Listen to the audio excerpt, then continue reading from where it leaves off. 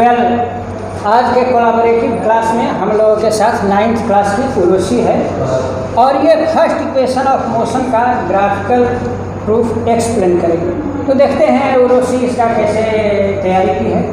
तो उर्वशी आज तुम ये फर्स्ट इक्वेशन ऑफ मोशन का जो ग्राफिकल प्रूफ एक्सप्लेन कर रही हो, तो पहले तो ये बताओ कि फर्स्ट इक्वेशन ऑफ मोशन है क्या? क्या फार्मूला है first equation of first equation of motion v equal to u plus a T.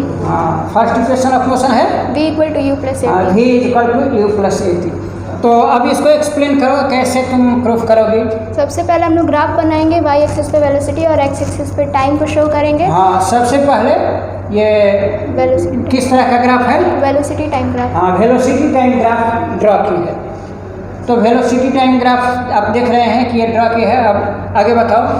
फिर एक हम सपोज करते हैं, इमेजिन करते हैं कि एक बॉडी है, वो इनिशियल वेलोसिटी से मूव कर रही है, उसकी इनिशियल वेलोसिटी a पॉइंट पे u है और फिर कुछ समय बाद, टाइम t के कुछ समय बाद उसकी जो फाइनल वेलोसिटी है वो b पॉइंट पे उसकी फाइनल वेलोसिटी v है। हाँ, ऊपर ये लिखी है, जो बोल रही है वो लिखी है कि suppose a body moves with initial velocity u and after t second it's final velocity becomes v। यानी कोई ऑब्जेक्ट मूव कर रहा है इनिशियल वेलोसिटी u से और t सेकेंड के बाद जब ये b पर पहुंचता है तो इसका फाइनल वेलोसिटी v हो जाता है। फिर आगे हम जानते हैं कि जो स्लोप होता है वेलोसिटी टाइम ग्राफ का, वो एक्सीलरेशन को शो करता है। तो इसमें स्लोप कौन सा है? वेलोसिटी टाइम ग्राफ का स्लोप क्या है? ab। हाँ, ab है। तो ab क्या शो करेगा? एक्सीलरेशन शो करेगा। Very good. अब स्लोप का फॉर्मूला होता है राइज बाई रन, और राइज इसमें bd है और रन इसमें ad। हाँ, अब देखिए स्लोप का फार्मूला होता है, क्या फार्मूला है स्लोप का? Rise by run. हाँ, राइज बाई रन। तो राइज इसमें कितना है? bd और रन कितना है? ad।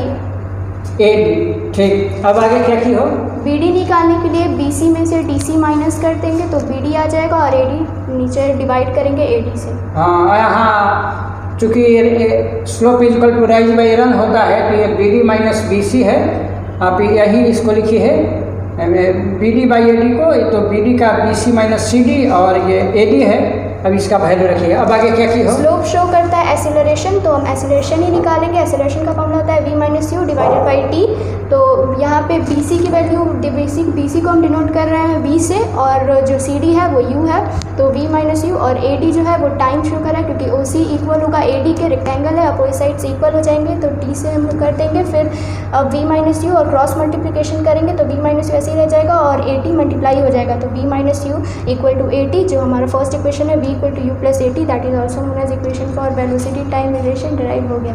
Very good. तो इस तरह से देखते हैं कि कितना इजी तरीके से इसने फर्स्ट इक्वेशन ऑफ मोशन का ग्राफिकल प्रूफ एक्सप्लेन किया। बहुत ही इजी और इंटरेस्टिंग प्रोसेस इसने अपनाया इसको एक्सप्लेन करने के लिए। तो उर्वशी, ये बताओ कि तुमने इसका प्रिपरेशन कैसे किया? सर बुक से पढ़े और वो आपका जो वीडियो था वो भी देखे थे और उसको बार बार प्रिपरेशन करते गए तो अच्छे से हो गया। तो अब ये बताओ कि तुम्हें क्या लगता है कि ये एक्सप्लेनेशन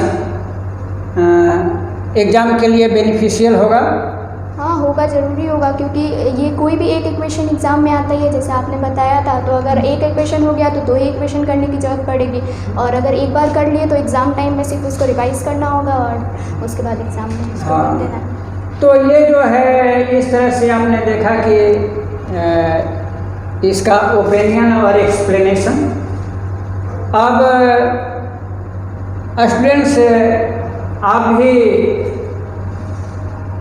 अपने फेयर में जो वीडियो को देखकर नोट्स तैयार किए हैं, इसको इसी तरह से पढ़िए और कॉन्सेप्ट को समझने की कोशिश कीजिए।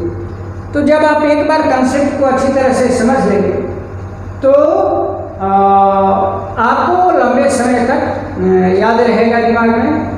तो ठीक है, थैंक यू उर्वशी, बहुत बहुत धन्यवाद। अब आज सौभाग्य ये है कि उर्वशी के फादर भी यहाँ आए हुए हैं, तो ज़रा उनका हम लोग ओपिनियन लेते हैं कि ये घर पर कैसे तैयारी करती है और ये उसको किस तरह से पढ़ाई में सपोर्ट कर रहे हैं या जो ऑनलाइन क्लासेज है ये बच्चों के लिए कितना बेनिफिशियल है, इस पर हम लोग चाहेंगे कि वो अपना ओपिनियन दें। तो इसके फादर को तो अब देख रहे हैं उर्वशी के पिताजी यहाँ हैं, ये उर्वशी को लेकर आए हुए थे इस वीडियो को प्रिपेयर कराने के लिए।